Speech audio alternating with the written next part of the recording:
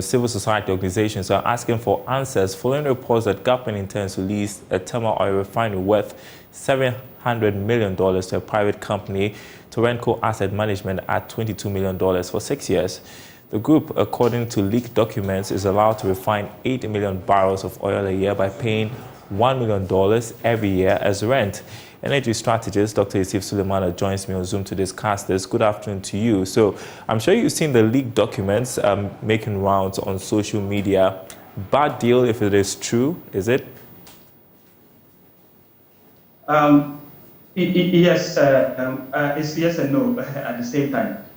Assuming if you notice what TOR has been through, there has been a lot of inertia in the refinery. So on the surface, if I look at this deal and I look at it and I see that there's no any other opportunity, and it's a deal that will bring TOR to life and into profitability mode, then we could make do with it. But I think that's not the situation here. The situation, there's a bit of uncertainties, a bit of shadowness, opacity, within whatever the deal is coming with. And so what is very important is that the champions of the deal, for sure, will have to take this advantage, to come out clear and then explain, to just make sure that, the stakeholders who are coming out with this outcry, in fact, not even civil society organizations, I think even the union guys from the refinery, they equally are experiencing some bit of misgivings with respect to the whole thing. And the reason is that I think that is, they are not doing this out of, blue, or just that there's no precedence to that. If you notice what happened in the issue of PDS, if an investor is coming and then there is clarity in what the investor has to offer on the table, the quantum is another thing that we can talk about. But is the investor credibly enough? Has it gotten the requisite financial ability to be able to champion whatever is saying going to champion? Because in this case, I can say that the refinery, there's no time, so far as this refinery is concerned, time is of essence. So any potential investor who is coming on board will have to show all the seriousness with a lot of clarity in whatever is going on. Other than that, it's going to be difficult. The information I'm picking is that also, again, if it was only a sole person that is in charge, then I could give it a chance that let's give them a try. But in this case, I'm told, my understanding is that we have other potential bidders or, other entities who are also interested in the deal. So what I would call is that if we do have other potential bidders who are also interested in the deal, they should open it up, because competition will bring efficiency. And I'm told even a company like, my understanding is that a company called Falcon has been visited, the refinery to do feasibility study. And in my opinion, I think that's a seriousness on the part of the company. And in all this, I'm so happy about that because, we've been banding around that our refinery is not profitable, and our refinery is not profitable, we should leave it to run. Yet about 3 different companies are,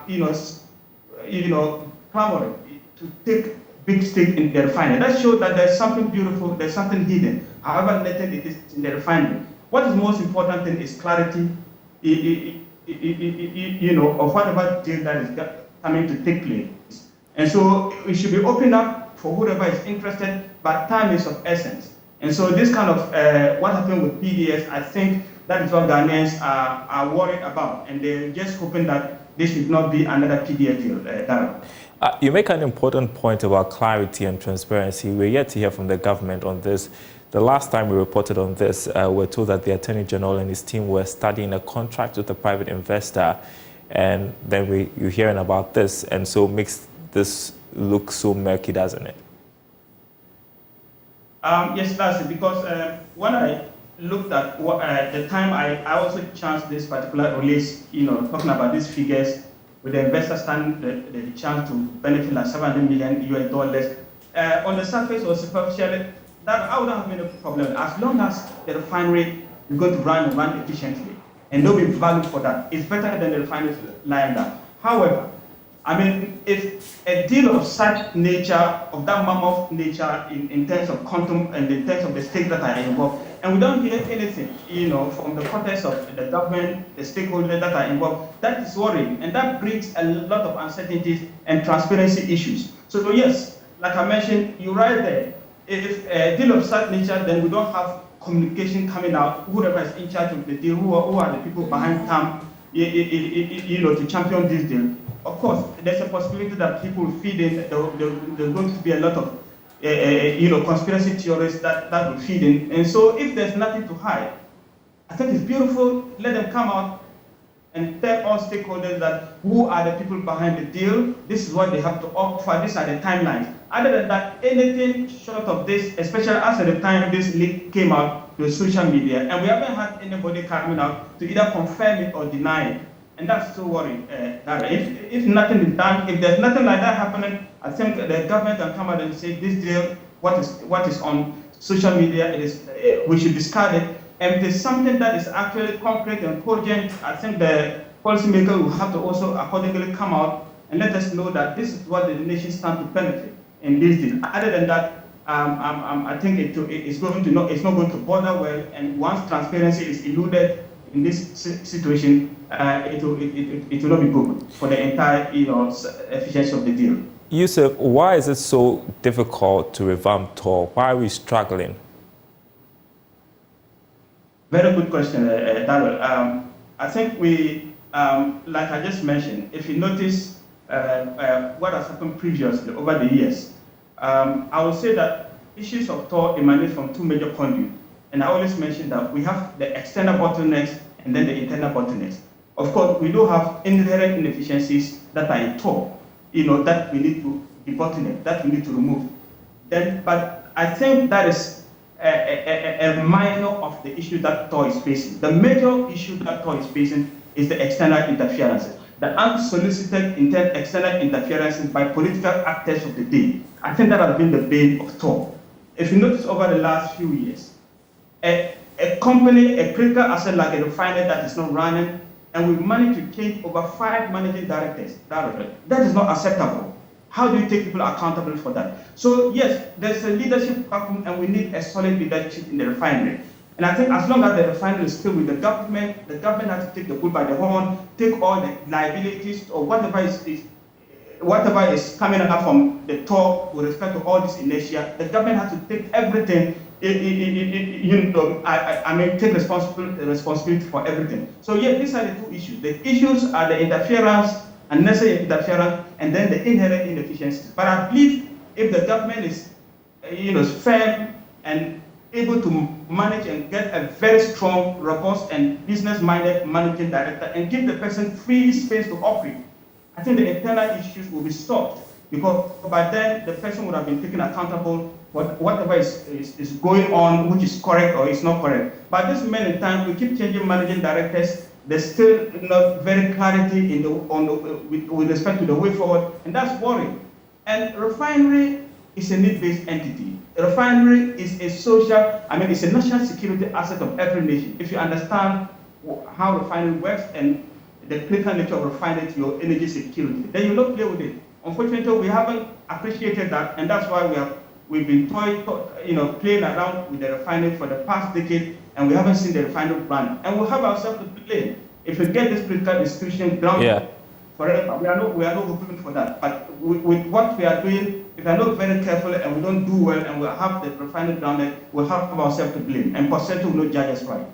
I'm just reading this article published today on one of the news portals where the Institute of Energy Security says that politicians are inexperienced to manage TOR. Some stakeholders also pushing against a public-private partnership. But what would be the implications if this move to seek a private investor for TOR does not work out well, and we don't get the best of deals? Yeah. So if I always say that TOR, as it stands now, we play in our mind that TOR is not profitable, and yet we will not leave it alone to manage. If TOR is left alone to manage independently, TOR will make profits. If TOR is allowed, if private sector, if they open the space, the government opens space for free private sector participation, we'll get more than willing private sector to participate. So it is not the fact that private sector is not interested. I think we need private sector to participate in the run of the TOR for the efficient bit of it. So going solo, let's say, leaving it with the government, I don't support that. I just believe that we need private sector participation for one bit of it, for the efficiency bit of it, and for the capital injection, because we need capital injection. The refinery has outlived a lot of useful periods. Right now, most refineries are undergoing upgrade. TOR hasn't gotten any upgrade in recent times, and that is how come we need a private sector with the financial wherewithal to be able to inject some capital into it, as well as bring in a kind of efficiency in terms of managing. So yes, I believe if the government of the day create enabling environment, private sector will always come to manage. But what I strongly believe is that enabling environment is not created, because of some interest that we have within the refinery in terms of getting the refinery, having the refinery in this current situation that it is. But it's not in the interest of the entire nation. We have to get the refinery back to business, and I think to get the refinery back to business, there's a whole lot of issues, and there's a whole lot of problems that it can solve, including stability of our city. I agree with you. Dr. Yusuf Sulemana, energy strategist, I appreciate you could make time to speak to us on the marketplace. We'll keep watching. Hopefully, there would be some response on this report making rounds now.